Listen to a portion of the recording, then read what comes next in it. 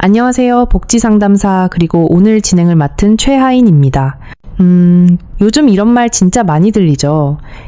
2026년 기초연금 통장 잔고가 이 금액 넘으면 단 1원도 못 받는다. 잠깐만요. 이 말 반은 맞고 반은 틀립니다. 왜냐하면 기초연금은요, 통장 잔고 한 줄로 자르는 제도가 아니라 소득이랑 재산을 합쳐서 월 소득처럼 계산한 값, 그러니까 소득 인정액으로 결정되거든요. 그래서 오늘은 딱 이걸 하겠습니다. 여러분 통장이 위험한지 그리고 어디서 탈락이 갈리는지 집에서 5분 점검으로 정리해 드릴게요. 그리고 꼭 한 번은 말씀드릴게요. 상황, 은행, 지자체에 따라 달라질 수 있으니 거래은행, 주민센터에 꼭 확인하세요. 자, 시작합니다. 먼저 2026년 숫자부터 정확히 잡고 갈게요. 여기서 헷갈리면 뒤에 계산이 다 꼬입니다. 2026년 기초연금 선정 기준액은 단독 가구는 월 247만 원, 부부 가구는 월 395만 2영원입니다. 이 말은 뭐냐? 여러분이 실제로 버는 월급이 247만 원이라는 뜻이 아니라 소득 인정액이라는 계산값이 그 아래면 대상이 될 수 있다는 뜻입니다. 그리고 지급액도 많이들 혼동하셔서 같이 잡을게요. 2026년 기준연금액, 그러니까 최대 기준이 되는 금액은 월 34만 9,700원입니다. 하지만 이건 누구나 무조건 34만 9,700원이 아니고 소득 인정액 수준이나 부부 여부에 따라 감액될 수 있어요. 특히 부부 두 분이 모두 받으면 각자 20% 감액 규정이 있습니다. 여러분 여기서 질문 하나 드릴게요. 혹시 나는 국민연금 조금 받으니까 기초연금은 안 되겠지 하고 포기하신 적 있으세요? 그렇게 포기하시는 분이 정말 많아요. 그런데 기초연금은 포기하기 전에 딱 한 번만 계산 구조를 보시면 의외로 가능성이 나오는 경우가 있습니다. 정리하면 딱 두 가지입니다. 첫째, 소득이 어떻게 잡히는지. 둘째, 재산이 어떻게 월 소득처럼 바뀌는지. 이 두 가지를 합친 게 소득 인정액이에요. 소득 쪽부터 아주 쉽게 말해볼게요. 일을 해서 버는 돈 근로소득은 그냥 그대로 다 잡지 않습니다. 2026년 기준으로 근로소득은 기본공제 116만 원을 먼저 빼고 남은 금액에서 30%를 추가 공제하는 구조예요. 그러니까 실제로 200만 원 벌어도 소득 인정액에 들어가는 값은 더 낮아질 수 있습니다. 여기서 하나만 놓치면 내 월급이 250만 원인데 왜 되지? 내 월급이 220만 원인데 왜 안 되지? 이런 오해가 생깁니다. 소득은 이렇게 깎여서 들어갈 수 있고요. 이제 문제의 핵심, 재산입니다. 재산은 더 헷갈려요. 왜냐하면 재산을 월 소득처럼 바꾸는 과정이 있기 때문이에요. 재산의 소득 환산율은 기본적으로 연 4%를 씁니다. 연 4%면 월로 바꾸면 12로 나누죠. 그러면 재산이 아주 커도 월로 보면 의외로 작아 보일 때가 있어요. 하지만 여기서 공제와 예외가 섞이면서 결과가 갈립니다. 이제부터 진짜 중요한 부분, 통장 이야기로 들어가 볼게요. 여러분 혹시 이런 생각하셨죠? 통장에 3천만 원 있는데 나 끝난 거 아닌가요? 적금 만기돼서 잠깐 5천만 원 들어왔는데 그럼 못 받나요? 잠깐만요. 통장은 잔고 얼마로? 자르는 게 아니라 금융재산에서 공제가 먼저 들어가요. 금융재산 공제는 가구 기준이 0만 원이 들어갑니다. 부부면 두 분 합산 기준으로 보는 개념이라 가구로 판단된다고 생각하시면 안전합니다. 그리고 공제 후 금액이 연 4%로 환산돼서 월로 들어갑니다. 예를 들어 볼게요. 이런 예시는 대략 감을 잡는 데만 쓰세요. 통장 포함 금융재산이 1억 원이고 다른 소득이 거의 없다고 가정해 볼게요. 1억 원에서 이 0만 원 공제하면 8영만 원. 여기에 연 4%를 곱하면 연 320만 원 정도. 그걸 12로 나누면 월 26만 원 정도예요. 어때요? 통장 1억이면 끝. 이런 느낌이랑은 다르죠. 그래서 제가 드리고 싶은 말은 이거예요. 통장에 몇 천만 원 있다고 해서 그 자체로 바로 0원이 되는 구조는 대체로 아닙니다. 그럼 통장 잔고 이 금액 넘으면 1원도 못 받는다는 말은 왜 나왔을까요? 대부분은 이런 상황에서 나옵니다. 첫째, 다른 소득이 이미 있는 상태에서 통장까지 합쳐지면서 소득 인정액이 기준을 넘는 경우, 둘째 집이나 전세 보증금 같은 일반 재산이 있고 통장까지 합쳐지면서 넘는 경우, 셋째, 통장보다 더 큰 변수, 그러니까 고급차나 회원권 같은 전액 반영 항목이 있는 경우. 여기서부터는 진짜 사례처럼 설명해 드릴게요. 제가 현장에서 본 분이 있어요. A 어르신은 통장에 6천만 원이 있었어요. 그런데 기초연금이 나왔습니다. 왜 나왔냐? 다른 소득이 거의 없었고, 거주 형태도 특이사항이 없었고, 재산공제들이 적용되면서 소득인정액이 기준 아래에 들어갔던 거예요.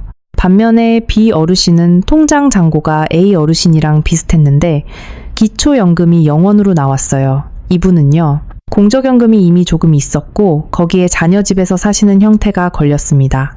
그리고 차량도 한 대가 가액이 높은 쪽으로 잡혔어요. 결국 통장 잔고는 비슷해도 합산 구조에서 결과가 갈린 겁니다. 여러분도 이런 적 있으세요? 나는 통장 별로 없는데 왜 안 나오지? 이럴 때 통장만 보시면 답이 안 나옵니다. 자, 이제 통장 말고 통장보다 더 크게 흔들리는 것들을 정리해 볼게요. 먼저 집, 전세, 땅 같은 일반 재산입니다. 일반 재산은 그냥 다 잡는 게 아니라 지역에 따라 기본 재산액 공제가 들어갑니다. 대도시는 1억 3 500만 원, 중소도시는 8 500만 원, 농어촌은 7 250만 원 정도를 기본으로 공제해주는 구조예요. 그래서 집이 조금 있다고 무조건 탈락도 아닙니다. 하지만 집값이 크거나 전세보증금이 크거나 토지가 있으면 당연히 소득 인정액이 올라갈 수 있죠. 그리고 여기서 가장 많이 놓치는 게 하나 있습니다. 잠깐만요. 이건 통장보다 더 위험할 수 있어요. 바로 무료 임차 소득입니다. 자녀 명의 집에 사는 어르신들이 나는 내 집도 없고 월세도 안 내는데 왜 소득이 잡혀요? 이렇게 당황하시는 경우가 있어요. 기준이 있어요. 본인이나 배우자의 주민등록상 주소지가 자녀 명의 주택이고 그 주택의 시가표준액이 6억 원 이상이면 무료 임차 소득이 적용될 수 있습니다. 계산은 대략 이런 구조로 알려져 있어요. 시가표준액의 연 0, 78% 수준을 적용해서 월로 나누는 방식입니다. 예를 들어 7억 원이면 월 45만 원대가 소득처럼 잡힐 수 있죠. 이게 붙는 순간 통장보다 영향이 커질 때가 있습니다. 여기서 하나만 놓치면 나는 통장도 없는데 왜 안 되지? 이게 바로 나옵니다. 그리고 또 하나, 진짜 한 방에 결과가 갈리는 게 있습니다. 고급 자동차와 고급 회원권이에요. 현재 안내 기준에서 차량 가액이 4억만 원 이상인 고급 자동차나 골프 승마 콘도 같은 고급 회원권은 가액 전액이 소득 인정액에 반영되는 방식으로 안내됩니다. 이건 정말 조심하셔야 해요. 통장 2천, 3천 있는 것보다 차 한 대가 더 크게 잡힐 수 있거든요. 여러분 혹시 가족이 이렇게 말한 적 있나요? 아버지 차는 그냥 있어도 돼요. 어차피 오래된 차잖아요. 그 회원권은 나중에 팔면 되니까 일단 들고 계세요. 여기서 문제가 생깁니다. 기초연금은 내 체감이 아니라 제도에서 보는 기준으로 평가가 들어가요. 그래서 차나 회원권은 꼭 한번 주민센터나 상담창구에서 내 차량 가액이 어느 정도로 잡히는지 확인하셔야 합니다. 상황, 은행, 지자체에 따라 달라질 수 있으니 거래은행 주민센터에 꼭 확인하세요. 자, 여기까지 들으시면 이런 질문이 자연스럽게 나와요. 그럼 도대체 통장 잔고가 얼마면 위험한가요?